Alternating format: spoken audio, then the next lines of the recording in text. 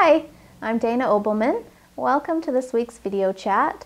Today I wanted to talk a little bit about developmental milestones and how they affect sleep. I get a lot of calls, a lot of emails from people whose child has learned to sit up in the crib, learned to stand up in the crib, started walking, and all of those big experiences in your child's life will most likely cause some sleep regression. And you know, I think it has a lot to do with the fact that your child is mastering a new skill. Even learning to talk. I've had a lot of clients tell me that that whole learning to talk phase too really seemed to upset their sleep a little bit. And I think it's the body's way of, it's almost an overwhelming urge to keep trying the new skill and keep trying the new skill. I can remember just being so frustrated with my daughter when she was a baby because she kept rolling to her stomach. But she hated being on her stomach. So the minute she got there, she'd start to cry and somebody would have to go in and help her out. And I kept thinking, why are you rolling to your stomach when you hate it there so much? But it's just the body's way of mastering a skill, and it's almost an irresistible urge for a child to keep doing it. And I think where that causes problems around sleep is that they're tired. So you've got a fatigued little guy who goes to bed at 7 p.m., but he can't seem to resist the urge to keep sitting up. Then he's stuck, then he cries for help, and you've got to go in.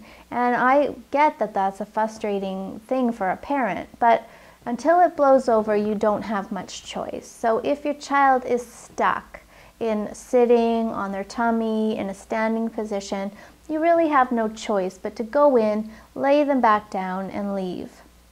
A word of caution, though, is not to be too interactive when you go in there. If you go in and, you know, he gets some playtime or even some scolding for standing up, and you make a bit of a deal about it, well, now it could be an attention-getting thing. Instead of just an urge to master the skill, now your little one's figured out, every time I stand up, I get a visit, and up they go, and up they go, and it becomes a bit of a game. So you want to be careful that when you do go in, you're really low-key, don't say much. If you're really getting a lot of it, you won't even be able to make eye contact. You'll just have to go in, lay her down, and leave. And then you're helping, but you're not giving too much attention for this. Then in a week or two, it usually blows over, and your baby who was sleeping great goes back to that. But it'll happen again. Okay, that's the thing, is that developmental milestones sort of occur periodically, and you'll find that you have a week or two of regression. Now, my only caution to you is that when you do get regressions, that you don't change too much about the way you've been handling it.